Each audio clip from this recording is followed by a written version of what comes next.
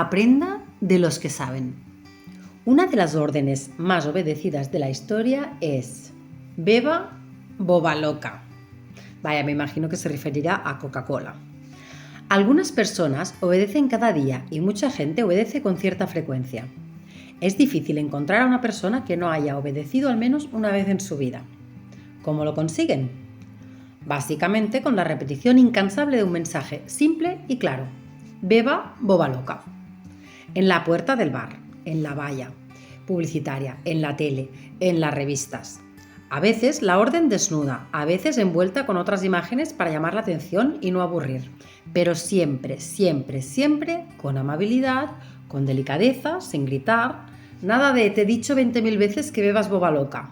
Nada de si no te acabas la boba loca no hay acelgas. Nada de llevarnos al médico o al psicólogo. No sé qué le pasa a este individuo que mira que le digo veces que beba boba loca y no hay manera. ¿Verdad que no? Aprenda de los verdaderos expertos en el arte de imponer su voluntad, los publicitarios. Ni violencia, ni amenaza, ni castigo, ni premio.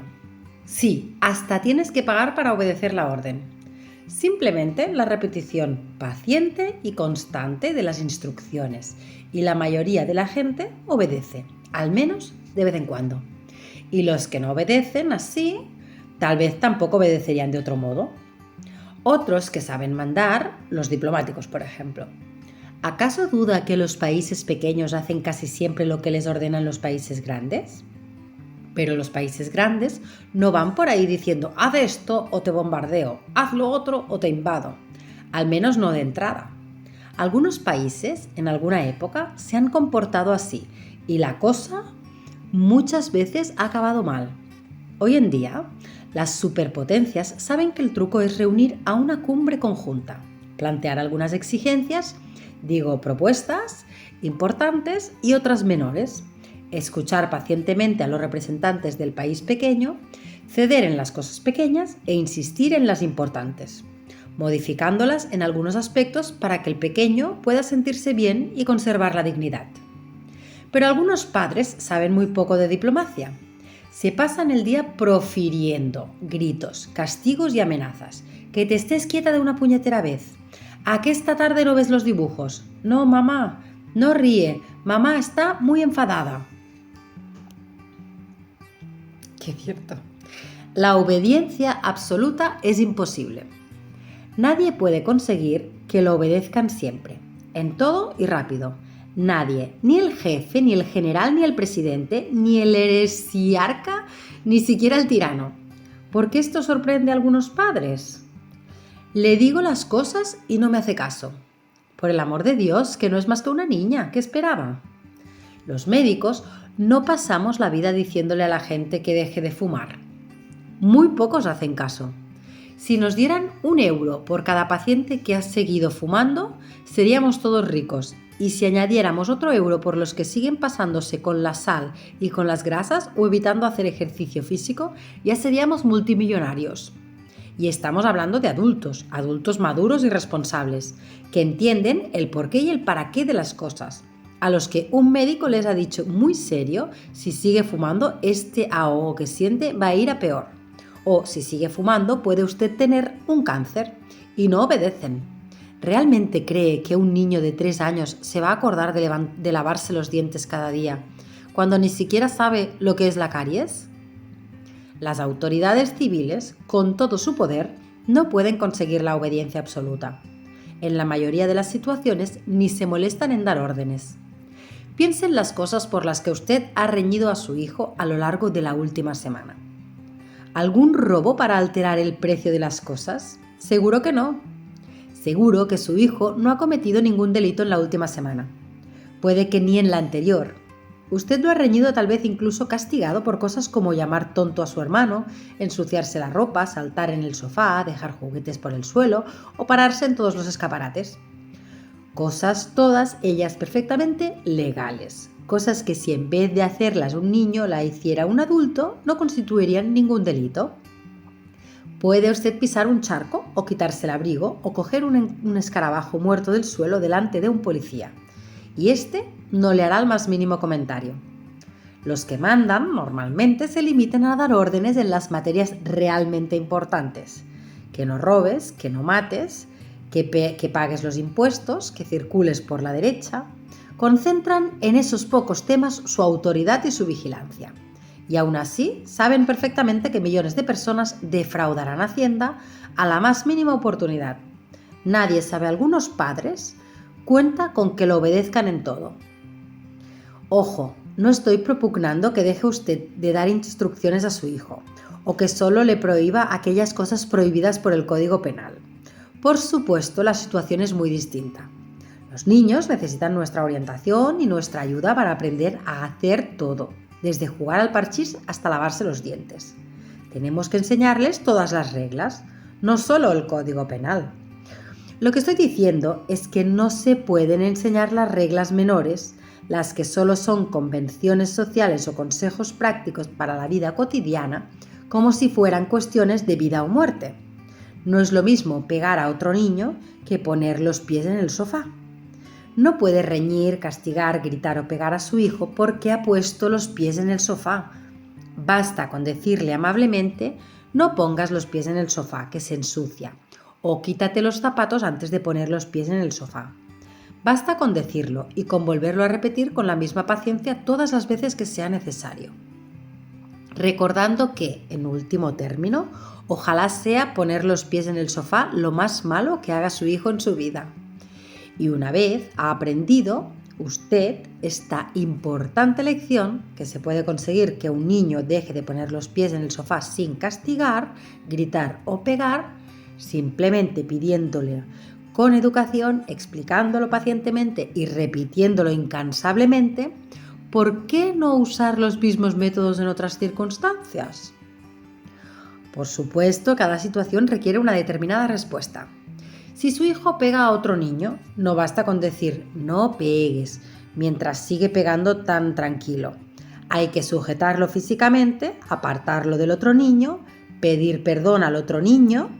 Exigir que nuestro hijo pequeño pida perdón suele llevar a situaciones muy embarazosas, porque si no lo hace quedamos en ridículo y podemos perder los nervios. Es mejor pedir perdón nosotros al otro niño y a sus padres. Y así enseñamos con el ejemplo. Impedir la agresión. Pedir perdón, explicar a nuestro hijo que no hay que pegar porque a los otros niños no les gusta que les peguen. Repetirlo las veces que haga falta y nada más. No hace falta castigarlo ni gritarle, y mucho menos pegarle, con lo que solo le estaría enseñando: no seas tonto y no pegues a un niño casi tan grande como tú, que te la puede devolver. Espera a ser grande como yo y entonces podrás pegar a los niños pequeños todo lo que quieras. ¿Ves? Toma, toma y toma.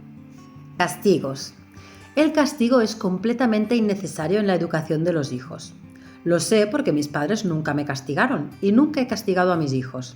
Mis padres me regañaron, por supuesto. Me dijeron: no hagas eso, o mira lo que has roto, o no hables así. Pero nunca en la vida me dejaron sin salir o sin ver la tele, o me quitaron un juguete o me negaron una golosina porque me hubiera portado mal. Simplemente me decían lo que tenía que hacer y lo que no, y ya está. Por supuesto, hice muchas cosas que me habían prohibido y dejé de hacer muchas que me habían ordenado, como todos los niños, como todos los adultos, pero no creo que hubiera obedecido más si me hubieran castigado. Tampoco he castigado nunca a mi esposa, ni ella a mí, no por mis merecimientos, más por su sola clemencia. Hasta donde yo sé, la inmensa mayoría de los adultos no suele castigar a otros adultos. A un compañero de trabajo le podemos decir: por favor, archiva los expedientes en su carpeta correspondiente, porque si están desordenados no hay manera de encontrar nada. Pero jamás le diremos: como vuelvas a dejar un expediente fuera de sitio, estarás 2 sábados sin ir al cine. Sabemos que un castigo así es innecesario. Sospechamos que sería inútil y sobre todo somos conscientes de que sería ridículo y prepotente. Casi más ridículo que prepotente. El rechazo social caería ineludiblemente sobre el castigador. Si Juan castiga a Pedro sin salir un sábado porque es un desordenado, porque tiene la oficina desordenada, la mayoría de la gente no diría: qué vergüenza, este Pedro es un desordenado, sino: ¿qué se ha creído este Juan? ¡Qué tío más imbécil! Sí que recibí algunos castigos en la escuela, algunos deberes extra, algunos reglazos, algunos minutos sin recreo. No recuerdo que ninguno de estos castigos me impulsase a portarme mejor. Al contrario, cuando sentía que el castigo era injusto, cuando por ejemplo castigaban a toda la clase por un jaleo en el que yo no había participado, pensaba, ahora tengo derecho a hablar en clase porque ya he pagado el precio. Por cierto, lo de poner deberes extra, una redacción, 5 multiplicaciones como castigo, nunca lo he entendido. Un castigo por definición debe ser algo malo y los deberes se supone que son buenos. O al menos eso opinan los profesores que ponen deberes. Yo no estoy muy seguro. ¿Cómo puedes pretender que los alumnos hagan los deberes contentos si al mismo tiempo les estás diciendo que es un castigo? No se puede castigar a los niños a hacer deberes, como no se le puede castigar a leer, a comer fruta o a recoger la habitación, porque les estaríamos diciendo que esas cosas son malas. Tampoco me impulsaban los castigos a respetar más al profesor. Siempre prefería a los profesores que no castigaban. Muy pronto me di cuenta de que los mejores profesores no castigaban, porque sabían imponer su autoridad sin recurrir al castigo. Los mejores no necesitaban ni siquiera girar, amenazar o reñir. Simplemente los respetábamos. Profesores serios, amables y respetuosos, que decían, haz esto o no hagas aquello, y casi todos, casi siempre, obedecíamos contentos. Enfrente otros profesores gritones, sarcásticos, malcarados, iracundos e ineficaces a los que solo fingíamos obedecer cuando nos estaban mirando. Cuando yo era niño, igual que todos los niños supongo, no tenía una clara conciencia de que acabaría por convertirme en adulto y de las múltiples implicaciones de este proceso. Sabía que algún día sería adulto, por supuesto, igual que hace unos años mucha gente sabía que la burbuja inmobiliaria iba a reventar, pero no tenía idea certera de la que se me avecinaba. Concretamente, no reflexionaba sobre el hecho de que mis profesores también habían sido alumnos, también se habían portado mal y también los habían castigado. Ahora que comprendo plenamente esos aspectos, comprendo también que mientras ellos me castigaban y yo los miraba con expresión servil, ellos tenían que saber, que yo estaba pensando que eran imbéciles y tramando terribles venganzas. Lo mismo que ellos debieron pensar cuando eran niños. Y que sabiendo eso, todavía tuvieran ánimos para castigar a nadie es algo que me sorprende cada vez más. Un par de maestros tuve que nos gritaban algo así como «Cuando os comportéis como personas, os trataré como personas».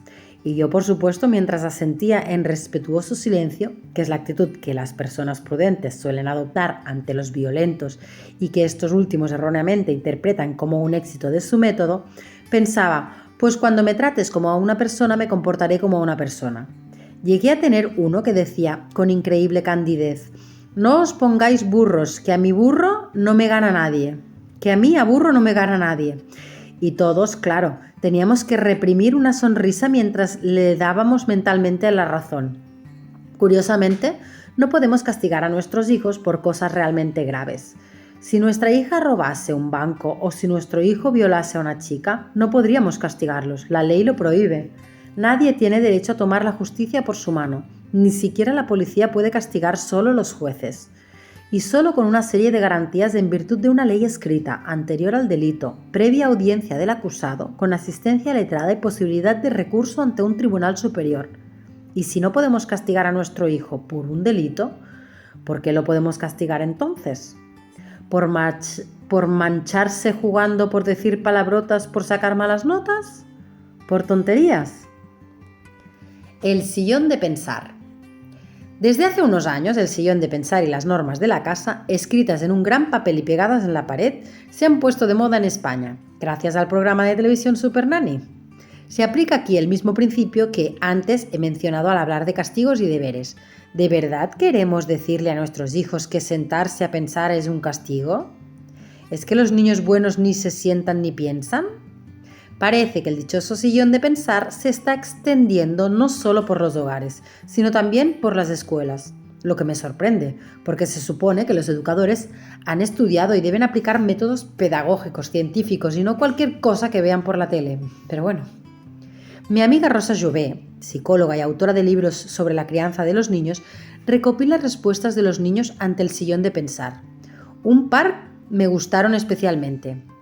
Que me disculpes si me equivoco, pues cito de memoria.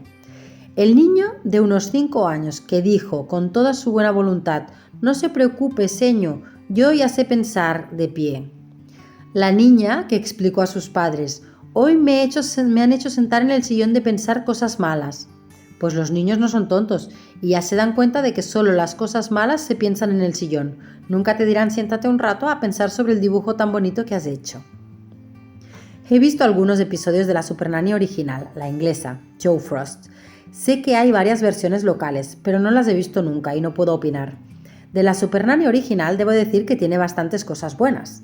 No me convence nada el hecho de que nos muestren por la tele a niños claramente identificables en situaciones comprometidas. Yo, desde luego, no aceptaría que se viera en mi rostro en un programa sobre cómo corregir a pediatras con problemas de conducta. Tampoco me gustan sus consejos sobre el sueño, siempre en la línea de Ferber. Que el niño duerma solo, salir de la habitación y dejarlo llorar 1 minuto, 3, 5, hasta que se canse y dejar de llorar. Pero me gusta que diga claramente a los padres que bajo ningún concepto pueden pegar, gritar o insultar a los niños. Que insista en la necesidad de dedicar un tiempo cada día a estar con los hijos, a hacerles caso, a ayudarlos con los deberes, a jugar con ellos, llevarlos de excursión o hacer otras actividades en familia. Las familias que aparecen en los programas de Super Nanny a menudo muestran graves problemas de conducta y de relación. No solo los niños. Imagino que con algunos padres ciertos argumentos no funcionarían. Ella usa una estrategia, no dice no pegue ni insulte a su hijo, porque eso no es ético y porque su hijo tiene derechos, sino no pegue ni insulte a su hijo porque usted tiene que mostrar autoridad y al ponerse a gritar y a pegar pierde los papeles y pierde autoridad delante de su hijo. Es solo otra manera de vender la misma moto. Y la silla de pensar cumple la misma función. Es solo 1 minuto por año de edad, un poco en comparación con aquellas horas y horas de otro tiempo encerrado en la habitación o en el cuarto oscuro. Y aunque a los padres se les vende la moto de que es una especie de castigo o un método para que el niño piense sobre lo que ha hecho, el verdadero objetivo es separar a los padres del niño para evitar la agresión. Mi propio padre solía aconsejarme antes de decir una tontería: cuenta hasta 10 y luego no la digas. Pues el sillón de pensar consiste en, antes de pegar o gritar a tu hijo de 3 años, apártate de él durante 3 minutos y así te calmas un poco y luego ya no le gritas ni le pegas. De modo que si usted no tenía la más mínima tentación de pegar o gritar a su hijo, no hay ninguna necesidad de ponerlo en el sillón a pensar. Y si realmente alguna vez pierde los papeles y le dice a su hijo cosas de las que luego se arrepiente, en vez de sentarlo en una esquina, puede usted irse a otra esquina en silencio 3 minutitos. Somos los padres los que tenemos que pensar un poco más antes de meter la pata. Por desgracia, a todo el mundo le gustan más las soluciones fáciles y rápidas que las que requieren tiempo y esfuerzo. Si el médico recomienda dieta sana, ejercicio físico y una pastilla, la gente se toma la pastilla y se olvida de la dieta y del ejercicio. Es lástima que mucha gente se haya fijado solo en la silla de pensar de la Super Nanny y se haya olvidado de lo de no gritar, ni insultar, ni pegar, o de lo de pasar más tiempo con los hijos, prestarles más atención y mostrarles más confianza. Las consecuencias. La palabra castigo se inventó para no llamarlo por su verdadero nombre, venganza. Es lo mismo. Si tú me haces esto, yo te hago esto otro. Pero como suele ocurrir con esto del lenguaje políticamente correcto, cuando es la cosa en sí la que nos parece mal, cualquier nombre que le pongamos nos acabará pareciendo igual de mal. Castigo ya no suena bien y buscamos otra manera más disimulada de llamarlo. Ahora está bastante de moda llamarlo consecuencias. Un padre me decía hace algún tiempo: el niño no quiere cenar porque ha visto que, aunque no cene, no hay consecuencias. Ha de comprender que sí que las hay. He pensado que cuando no cene, no le contaré un cuento. Así verá que no cenar tiene consecuencias. Por más vueltas que le doy, no consigo entender la diferencia entre estas consecuencias y castigar al niño sin cuento porque no ha cenado. Y nada menos por no cenar, ni siquiera es una mala acción, una gamberrada o una travesura, simplemente es que no tiene hambre, pues está en su pleno derecho a no cenar. Claro, el que algunos padres hayan confundido consecuencias con castigos y el que yo tampoco vea la diferencia no quita para que en realidad sean cosas distintas. Debo buscar más información. No puedo negar algo simplemente porque no lo conozco. No consigo localizar estudios científicos que hablen de castigos y consecuencias, aunque sí algunos sobre las consecuencias de los castigos, y no parecen ser buenas. Tracy Afifi y colaboradores, por ejemplo, estudiaron los efectos del castigo físico severo, definiendo cómo empujar, agarrar, arrastrar, abofetear o golpear, en ausencia de malos tratos graves, abuso físico tan fuerte que dejase marcas o heridas, abuso sexual o emocional, abandono físico o emocional, o exposición a la violencia entre la pareja. Es un estudio a medida de quienes opinan que las bofetadas no son malos tratos. Pues bien, los adultos que en su infancia habían recibido esos castigos que no son malos tratos tenían más problemas mentales, más drogadicción y más alcoholismo. Pero si encuentro una página de internet titulada La gran diferencia entre castigos y consecuencias, es esta. Hijos, bueno, la pondré en los comentarios. El título parece prometer justo la respuesta que ando buscando. Dice así como hijos, conducta, castigo o consecuencias, cómo ejercer la disciplina efectiva. Parece una página seria. Está escrita por Margaret McGibbon, profesora y directora de escuela con más de 25 años de experiencia. Empieza diciendo que hay una gran diferencia. Ahí voy a leer. Castigar es exigir recompensa y tomar represalias por la falta cometida. Si tú castigas, causas sufrimiento a tu hijo y sentimientos de culpa a ti mismo. En cambio, las consecuencias de una falta a las reglas son los resultados naturales de haber ignorado los acuerdos de la casa.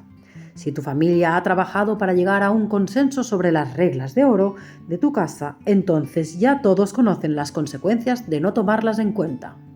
Usar el concepto de consecuencias pone la responsabilidad sobre tu hijo.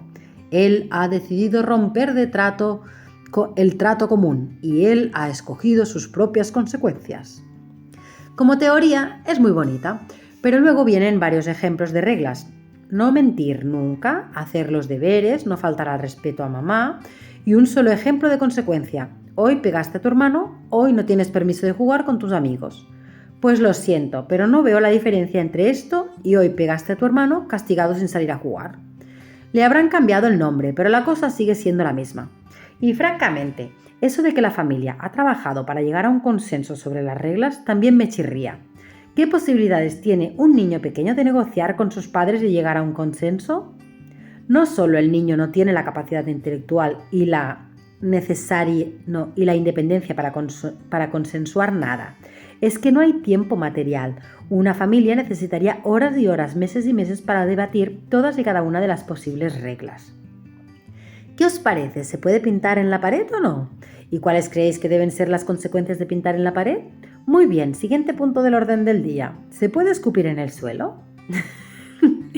¿Y si hay 2 padres y 3 hijos y ganan los niños por mayoría? ¿Qué pasa si deciden que los deberes no hacen falta hacerlos, o que papá o mamá deben faltar al respeto a los niños, o que hay que comer helado de postre todos los días? ¿Y si el niño echa pintura en el sofá y resulta que todavía no habíamos consensuado ninguna regla sobre echar pintura en los sofás? No nos engañemos, las reglas de la casa no se van a consensuar, sino que las pondrán los padres y no estarán escritas ni se la habrán comunicado previamente al niño, sino que irán surgiendo sobre la marcha. Y si el niño en algún momento ha consensuado un castigo, digo consecuencia, será porque lo hemos enredado con nuestra superioridad dialéctica, porque evidentemente él preferiría que no hubiera castigo ninguno. No estoy criticando el hecho de que las reglas las impongamos los padres. Es lógico, es nuestra obligación. No podemos sentarnos a consensuarlo todo con un niño pequeño. Los niños no saben lo que hay que hacer, nosotros sí. Tenemos el derecho y el deber de poner reglas razonables, de enseñarles a nuestros hijos y de intentar con buenos modos que las cumplan de forma apropiada a su edad. En último término, eso de él ha decidido romper el trato y ha escogido sus propias consecuencias no deja de ser el tú que lo has buscado, de toda la vida. Es la manera que tenemos los adultos de negar nuestra propia responsabilidad en el castigo. No, si yo soy un padre excelente, atento, cariñoso y respetuoso, pero es que esta niña se empeña en que la castigue, que le aplique consecuencias. Existe otro concepto más razonable, el de las consecuencias naturales. Si no estudias, sacas malas notas. Si sales a la calle sin abrigo, pasas frío. Si no comes, luego tienes hambre. Si no recoges los juguetes, los pierdes. Pero ojo, las consecuencias naturales tienen que ser naturales de verdad. No vale esconderle a un niño el juguete que dejó fuera de sitio para que vea que así lo pierde. El juguete se tiene que perder solo. Y claro, la mayor parte de los juguetes no se pierden, por mucho que los dejes por ahí tirados. El problema de las consecuencias naturales es que en muchos casos no podemos permitir que nuestro hijo las experimente, porque son demasiado peligrosas. No podemos permitir que nuestro hijo juegue con fuego o con cuchillos o moleste al perro. ¿Ves lo que pasa? Si lo molestas te muerde. O beba líquido de frenos, y en otros muchos casos no habrá ninguna consecuencia, al menos ninguna inmediata y palpable. Aunque haga algo inequívocamente malo, si come cada día 20 caramelos no habrá ninguna consecuencia, hasta el cabo de varios meses cuando empiecen las caries. Si pega a otro niño más pequeño, la única consecuencia será que el otro llora. Pero eso no es algo que preocupe mucho al agresor. Es lo que ocurre con los adultos. Fuman y aparentemente no hay ninguna consecuencia, hasta que al cabo de muchos años tienen bronquitis o cáncer. Ahora bien, en algunos casos concretos sí que es útil dejar que el niño experimente las consecuencias de sus actos, pero no lo veo como una técnica para modificar la conducta de los niños, sino que la de los padres. Deja en paz a tu hijo, porque tus continuas órdenes y advertencias son peores que las consecuencias de sus errores. Por ejemplo, el niño que no se quiere abrigar. Algo muy frecuente con niños pequeños. Los padres quieren ponerle el abrigo y la bufanda antes de salir a la calle. El niño llora y se resiste. Lógico, porque todavía no está en la calle y todavía no tiene frío. Los meteorólogos, con aparatos satélites, ordenadores y años de estudio, no pueden predecir el tiempo a más de 3 días vista. ¿Y pretendemos que un niño de 2 años prevea el tiempo con 5 minutos de antelación? No puede. Un niño que está en su casa y tiene calor no es capaz de comprender que dentro de 5 minutos en la calle tendrá frío. En vez de esa absurda pelea, lleve el abrigo en la mano, salga con su hijo a la calle y en unos minutos será él mismo el que pedirá el abrigo y se lo pondrá contento. Y sobre todo, no le estropee todo con el típico comentario: ¿ves? Ya te dije que haría frío. No es necesario apuntarse ningún trato, simplemente lleve el abrigo en la mano y póngaselo cuando lo pida. Y también puede ser que no haga tanto frío como usted pensaba y que su hijo en ningún momento quiera ponerse el abrigo y entonces será usted la que experimentará las consecuencias de sus actos. Por ser tan maniática con lo de abrigarse, ahora tendrá que llevar todo el rato el abriguito en la mano. Otro ejemplo. Cuando su hijo se meta el dedo en la nariz, o haga muecas, o camine de puntillas, o de talones, o de saltitos, o toque la pared, o grite de alegría, o en vez de reñirlo o regañarlo, decirle que se esté quieto, o que no se rasque, o que se va a hacer la boca grande, pruebe a no decir nada de nada. Permita que su hijo experimente las consecuencias de hacer todas esas cosas. Verá que no hay ninguna, absolutamente ninguna consecuencia. A ver, si los padres aprenden algo de esa experiencia, estaría bien.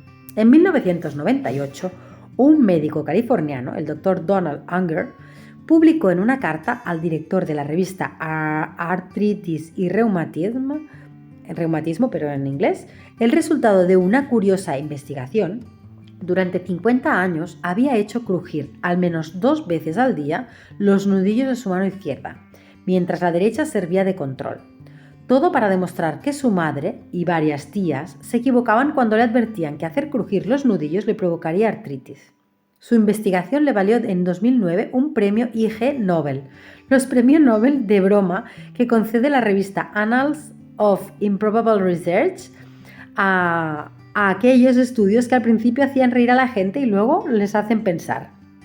Es un ejemplo extremo de la prolongada influencia que tenemos los padres en la vida de nuestros hijos y de lo hartos que pueden quedar algunos niños cuando sus padres se pasan el día riñéndoles por tonterías. Obsérvese de paso que, aunque el Dr. Unger no creía en principio en las advertencias de su madre, hizo el experimento con la mano izquierda, por si acaso. Un último ejemplo: la comida. Ya he dedicado un libro entero al tema. Cuando su hijo no quiera comer, pues que no coma. Y así experimentará las consecuencias. Dentro de unas horas tendrá más hambre. Si no ha comido, ya merendará o ya cenará. Pero una vez más, eso no es una técnica de modificación de conducta, o al menos no de modificación de la conducta del niño, porque la conducta del niño es la correcta. Si no tengo hambre, no como. Si tengo hambre, sí como. Si todo el mundo hiciera lo mismo, habría en el mundo mucha menos obesidad y mucha menos anorexia y bulimia. Es la conducta de los padres la que era inadecuada. Es absurdo hacer comer a un niño que no tiene hambre o poner el abrigo a uno que no tiene frío. El perdón. Si tuvo usted una educación religiosa, probablemente recordará la parábola del hijo pródigo. Un hombre tenía 2 hijos. Era un hombre rico, tenía siervos y tenía rebaños. A veces los nuevos ricos cometen el error de ofrecer a sus hijos una vida demasiado regalada y los malcrían. Pero habitualmente las familias ricas de toda la vida, las de dinero viejo, saben inculcar en sus retoños las virtudes del esfuerzo y del ahorro. Así que los 2 hijos tenían que trabajar cuidando los rebaños. Tal vez el padre del hijo pródigo exigió demasiado. Su hijo mayor, el bueno, el obediente, le reprocha amargamente que nunca le ha dado ni un cabrito para montar una fiesta con sus amigos. Y su hijo menor acaba por rebelarse, harto de apacentar ovejas, le exige su parte de la herencia y se va de casa. Se gastó el dinero con sus amigos, en vino y mujeres, pero el dinero, es bien sabido, muestra una molesta tendencia a alejarse de su dueño, y cuanto más gastas, antes se te acaba. Al quedarse sin dinero, se quedó también sin vino y sin mujeres, y, no se lo van a creer, sin amigos. Tuvo que ponerse a trabajar, nada menos que apacentando cerdos. Miraba con envidia a las algarrobas que comían los cerdos, pero no le permitían comerlas. Es entonces cuando decide volver con su padre.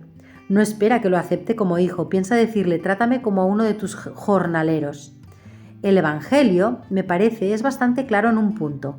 No está realmente arrepentido. Su único argumento para volver es: ¿cuántos jornaleros en casa de mi padre tienen abundancia de pan y yo aquí perezco de hambre? No se plantea cuánto habría sufrido su padre, no se le pasa por la cabeza que ha obrado mal. No le duele el sufrimiento de sus progenitores, sino el suyo propio. Tiempo tuvo para arrepentirse mientras estaba con los amigos, el vino y las mujeres, pero no nos consta que se arrepintiera ni siquiera un poquito. Si decide volver con su padre es solo por interés, para comer pan en abundancia en vez de suspirar por las algarrobas podridas. ¿Qué hizo el padre cuando su hijo volvió con el rabo entre las piernas a pedir la sopa boba? ¿Qué recomendarían hoy en día los pediatras, psicólogos y educadores para un hijo que comete una falta, y no una falta pequeña, como no recoger la habitación o sacar malas notas, sino nada menos que gastarse en droga y prostitutas la mitad de la hacienda familiar? ¿Debería castigarlo? ¿Unos buenos azotes?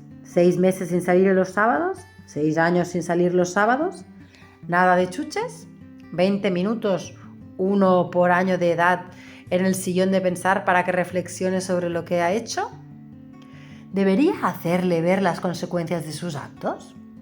Está bien, quédate si quieres, pero que tengas bien claro que tu parte de herencia ya te la has gastado y ahora todo lo que queda será para tu hermano. ¿Debería echarle un sermón? Es un libro religioso, un sermón vendría que ni pintado. Hijo mío, no sabes cómo nos han hecho sufrir a tu madre y a mí. Parece mentira que hayas podido pagarnos de este modo todos los sacrificios que hemos hecho por ti. Francamente, no me esperaba esta actitud. No es así como te hemos educado. Estoy profundamente decepcionado. Ya ves lo que ocurre cuando te gastas el dinero en vicios y pecados. Solo el trabajo honrado y la vida regulada conducen a la felicidad. ¿Debería recurrir a la ironía? Vaya, vaya. ¿Y dónde están ahora aquellos amigos tuyos? Seguro que alguno te invitará a comer. O incluso llegar hasta el sarcasmo. ¿Qué? ¿Aprieta el hambre, Pues no hizo nada de eso. No. Leo. Y levantándose, vino a su padre. Y cuando aún estaba lejos, lo vio su padre, y fue movido a misericordia, y corrió, y se echó sobre su cuello, y lo besó. Y el hijo le dijo: Padre, he pecado contra el cielo y contra ti, y ya no soy digno de ser llamado tu hijo. Pero el padre dijo a sus siervos: Sacad el mejor vestido y vestidlo, y poned un anillo en su mano y calzado en sus pies, y traed el becerro gordo y matadlo y comamos y hagamos fiesta, porque este mi hijo muerto era y ha revivido, se había perdido y es hallado. Perdón, perdón absoluto, inmediato, incondicional, sin la más mínima palabra de reproche. Incluso daría la impresión de que lo están premiando por lo que ha hecho. Eso opina el hermano mayor, que entonces se enojó y no quería entrar. Y una vez más, su padre no se enfada con el mayor, no lo riñe, no lo deja sufrir las consecuencias. Si no quiere entrar en la fiesta, pues se queda sin fiesta.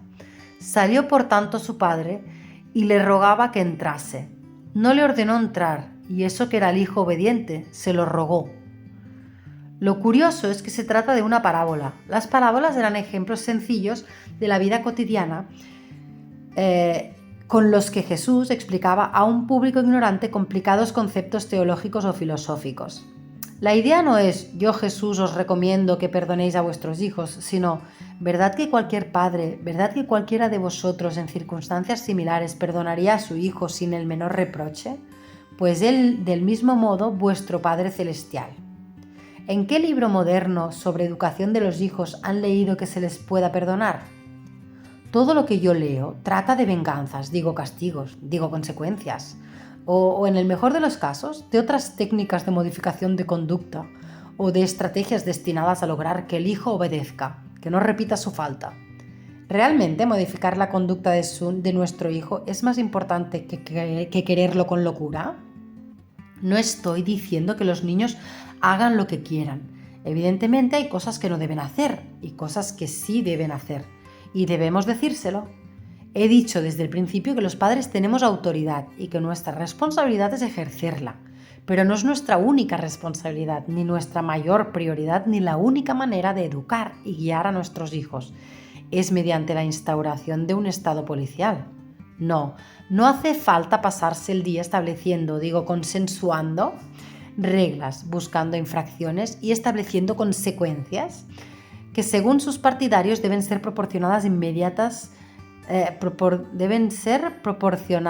inmediatas sin excepción ni recurso posible. También hay cosas que no queremos que haga nuestro cónyuge, pariente, vecino o compañero de trabajo, pero habitualmente basta con decir oye, por favor, y cuando eso falla solemos optar por aguantarnos. No nos pasamos el día imponiendo consecuencias a los adultos, porque habría de ser tan distinto con los niños.